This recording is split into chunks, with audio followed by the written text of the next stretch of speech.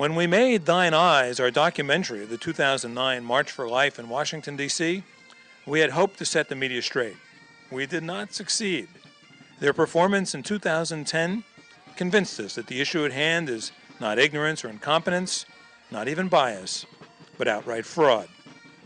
As in 2009, the networks, the major newspapers, and the news magazines all but ignored the march, despite the hundreds of thousands who showed up on a blustery January day amidst a threatened ice storm. The coverage the media did provide was even more absurd than in the past. In 2009, for instance, our 6-camera crew was instructed to shoot and, if possible, interview all pro-abortion supporters they found en route. They could find none. USA Today somehow managed to find a handful of pro-choice protesters and, incredibly, gave them equal billing. To complete the picture, the paper reduced the number of marchers to mere thousands. Our rooftop cameras counted roughly 350,000. Stunningly, in 2010, CNN gave that same pathetic handful of pro-aborts top billing. As I look at these signs, asked CNN's Rick Sanchez on air, which side is represented the most? Do we know? Well, Rick, we counted at least 300,000 pro-life marchers to 5 pro-choice protesters. In the real world, that qualifies as most. Only Newsweek proved more fraudulent. Its headline, "Who's Missing at the Roe v. Wade Anniversary Demonstrations? Young Women," set a new standard for media deceit.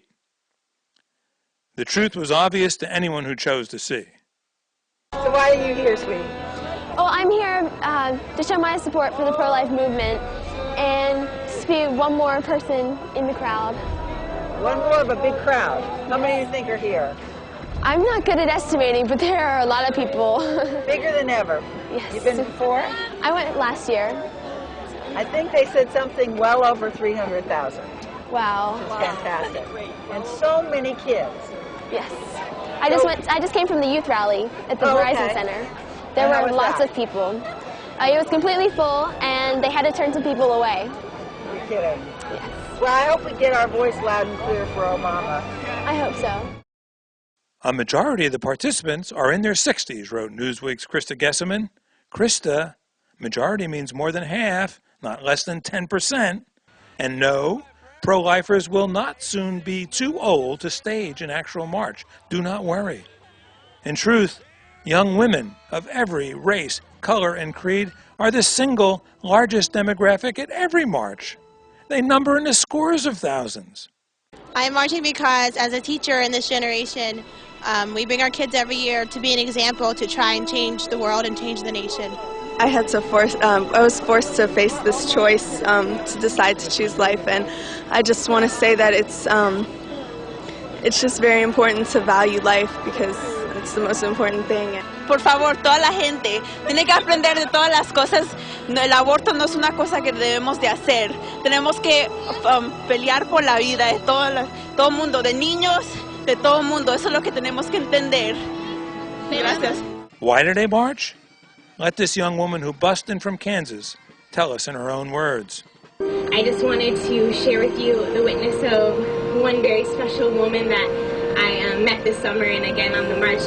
Her name was Sister Trinité, and she's just like this little mom that would just like take all these women in and just help them with this sonogram and be like, this is your little baby, like look, and point out like the feet and like the toes and the fingernails and things like that. And as she was going through, she showed me another one, and she would actually name some of them, which I thought was really cute. And she was like, oh, here's another one, but we lost him today. And she just started crying and just gave me a hug, and it was so cute because she's like, it's okay, like I pray for them every day, and I pray for their moms, and I know that we're making a difference. And I saw her at the march, and she came running up to me and gave me this huge hug, and I just started crying because it was like, it was her day, which was really great.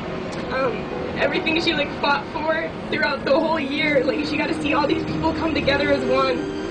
And like just march with her down the street and help save all these little babies that she saw the little sonograms of. And so she appreciates all of you being there, and she just saw like all of like my school, the people that I call my friends, marching together with all their little red beanies, and she was proud to see you there. She was like proud to know you through me, and she was so honored, and she just loves that all of you witness every single day of your lives, not just on the march, and that you don't just come for fun. You come and you preach babies, you preach like life every day, and she really appreciates that, and she just wanted me to tell you all thank you so much, and that you will be rewarded in heaven, and that it seems like sometimes it's a losing battle because we come back every year and we hear how we're going to like keep fighting this whole year, keep fighting, we just keep coming back and keep coming back, but that's what God wants. He wants us to be faithful. Faithful in the small things, and that's with every day, with every second, with every step forward. That's how we stay faithful, and that's how we protect and we like save lives. So thank you all. The media will have only themselves to blame if next year the marchers come back to Washington not just in record numbers, but in righteous anger. More than any other event, the march reveals the truly eye-popping, mind-boggling corruption of the mainstream media.